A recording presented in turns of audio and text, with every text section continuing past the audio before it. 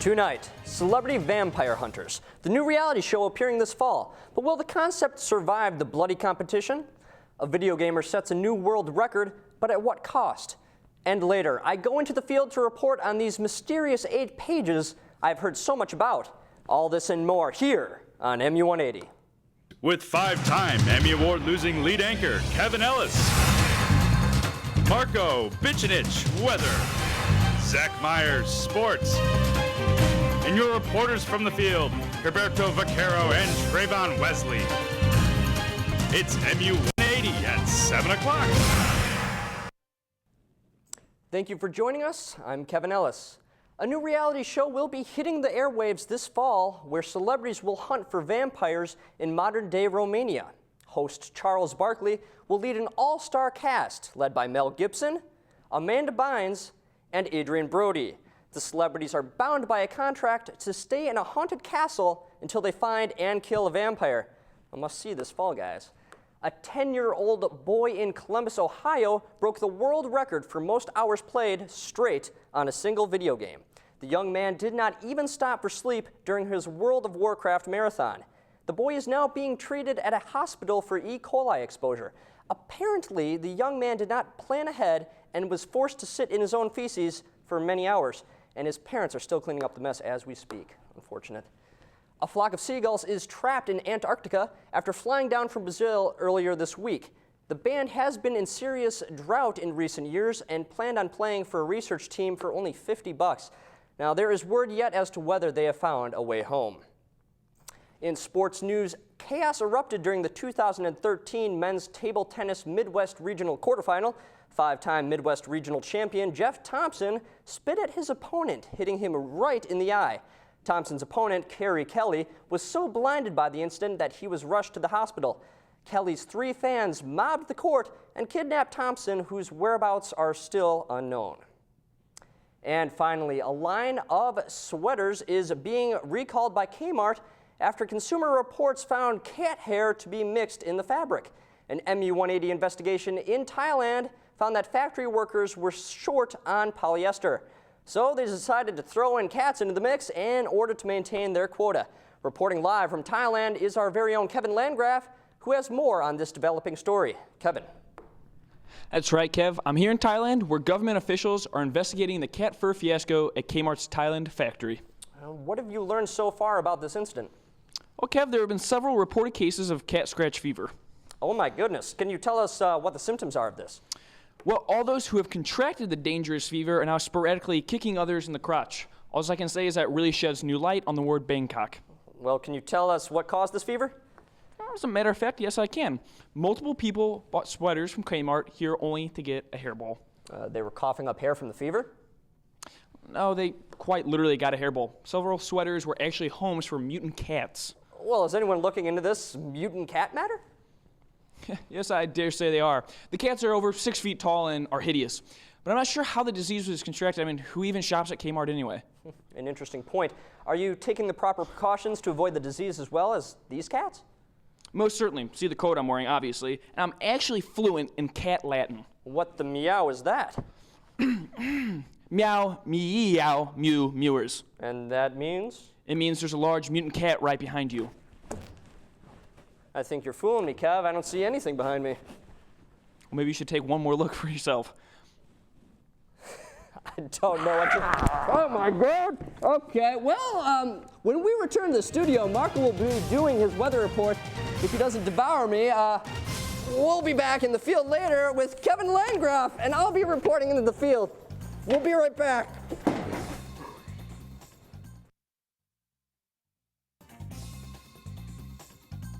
We now throw it over to the man who never returned my leopard print thong. Marco? Here's a fun fact. One of the easiest kinds of women to date for an American man is a Russian woman.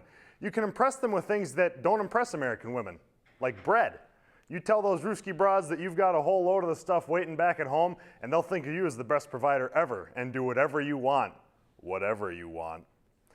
Friends, I may be your weatherman, here with literally everything that you need to know about the weather, which, as you can tell by the content of my past few forecasts, isn't much. I'm always on top of the weather, but today I'm feeling a little under the weather, and let me tell you why. America is not what she once was, nor is the world. We used to have Sinatra sing for us. Now all we have is Nicki Minaj, who has like 12 butt cheeks, and instead of music videos, she just puts out terribly scored porn movies singing about texting her boyfriend or Instagramming her boyfriend or kindling her boyfriend. And people have taken the whole go green thing way too far, running around in their hemp underwear asking, is this Wi-Fi organic? And are the almonds on these yoga pants natural? Look, all I'm saying is I've heard of a time when men were men and women were women. Nowadays, you have men running around getting their fingers painted and just hairy women running around everywhere, and I don't like it. And look, I'm not saying that we shouldn't be fair and equal, but if a woman is good at making a sandwich, I'm crying with passion. Should she not just make the sandwich? That's just a thought. That's my piece for tonight, ladies and gentlemen. Remember, if you don't like the weather, just move, and it'll always be sunny in Philadelphia. We now throw it over to a man who did a horrible job last time he was here, but since nobody watches, what the hell? Vladimir? Zach is out sick this week. I'll be filling in for him. It's been a bit since the last time I was on this attempt of a newscast. Since the last time I was on, I found out that it's illegal to eliminate police officers and then run away from the scene. But don't get the wrong impression, it wasn't my fault though. They tried to pull me over because I was going 85 in a 25. Mind your own business, it's a free country and I can go 85 down a street if I want to. Especially if I like to go 85 on a street with lots of children running down it while I am blindfolded. The other day, my acquaintance, who goes by the name Fast Killer, and I were carrying out an operation. The goal, to get a Lambo from a dealer and then take it to Mexico. For those of you looking for a new career, I would recommend going to Mexico and asking for Pedro the Strangler. He pays really well and he teaches you his technique, which never fails. I won't tell you what kind of work he is in because it's classified. Don't try and find out either, or you will be able to solve the question, does hell exist? I went to the baseball game the other day. I wanted to see my favorite team play, my son's Little League team. Now you probably aren't surprised that a smashing guy like myself has a kid, but he's technically not my son. Turns out that my new favorite revenge on my enemies is taking their children and making them think that their parents don't exist. My son always gets on base. He hasn't been called out in over 38 games in a row. The other players and umpires know that it would be in their best interest not to try and get my son out, or their loved ones may just happen to disappear forever. A few years ago, this was not my life. I worked for United Airlines customer service, but that didn't work out for me. Oh, my flight got canceled. Who cares? I certainly don't. I don't lose sleep if you don't make it to your destination and miss your grandma's funeral. You should be happy you had a grandma, or a family for that matter. I never had a family. Yeah, I have my son, but he isn't really my kid. I just call him son so he doesn't whine and complain to me all the freaking time. After dealing with people's pointless problems for years, I decided that all those people complaining to me were annoying and had to be dealt with, and that's how I ended up in my current life. I just remembered that I was supposed to talk about sports, so here goes. I have a large collection of golf clubs and baseball bats. Do the math. I'm not going to be back to the show for a while. I'm leaving the country. Turns out Mr. President would like my assistance solving a matter. Turns out that there is a man with a girl's name that has been getting him on his nerves that he would like me to deal with. I can't tell you exactly what I will be traveling, but I'll be going to the north of South Korea for some personal business. I'll make it out in one piece. I always do. My personal record for missions like these is 1,493 wins and 0 losses. If I lost once, I wouldn't be here now. Until next time, stay safe. Well, thank you, Vladimir. When we come back from the break, Gilberto and Trayvon will join us, and later, Kevin will be in the field when MU180 returns.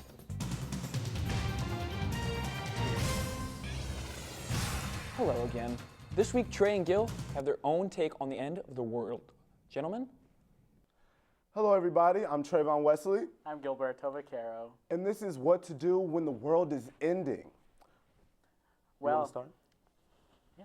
Well, we are talking about the end of the world because North Korea and, well, zombies, we know it's going to happen at some point. So we're going to tell you how to survive. It has been happening recently. It's just been going on and off. And, well, we have props that are essential for the end of the world. Well, firstly, Gilberto, we're going to talk about what to avoid and what to do when the zombies are chasing you. So first, these are running zombies. They run, like Michael Phelps swimming fast. Wait, he's a swimmer. I'm talking about a track runner, like Usain Bolt, that running fast. Yeah, well, we all know that I can't run. Obviously, So he'll die. He'll die. Well, I won't die because I have a special boot with special powers. Okay, so this is what to use when the world is ending. So you want to have Pop-Tarts, you want to have, these are vegetarian zombies, so. You need red flowers because they're allergic to red flowers. Right, stay away from red meat. Well, Dogs, plants.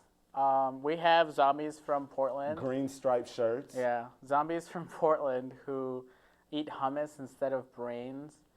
And So they're serious. yeah, it's getting pretty epidemic for the hummus So, but eaters. this is what you want to use though. First, you want to put on a chef hat and just go. That's what I'm talking about, just go. The reason zombies want to eat your brain is because they don't have one. So you need to dress up as not as human, and they're really dumb, so they won't know that you're human unless you take off the mask, like I'm not wearing the mask currently. You want a gorilla suit because that'll scare them to death. Look at the nipples right there.